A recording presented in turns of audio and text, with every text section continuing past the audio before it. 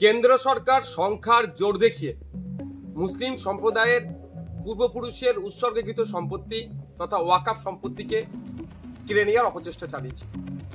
যখন পার্লামেন্টের উভয় কক্ষে পাশ হয়েছিল এই বিল আইনে পরিণত করার জন্য, তারপরে পরেই সারা রাজ্য জুড়ে সারা দেশ জুড়ে প্রতিবাদ সংগঠিত হয়েছে এবং এইটা সুপ্রিম কোর্টেও চ্যালেঞ্জ করেছে।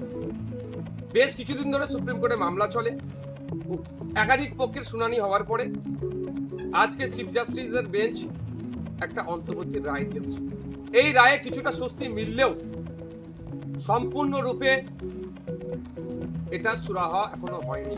আমি আশা করব চূড়ান্ত রায় যখন আসবে, ওয়াকফ সংশোধনী আইন যেগুলো সংখ্যালঘু সম্প্রদায়ের মানুষের বিপক্ষে যায়নি, শুধু সংবিধানের একাধিক আর্টিকেলে আঘাত দিয়েছে, সেটা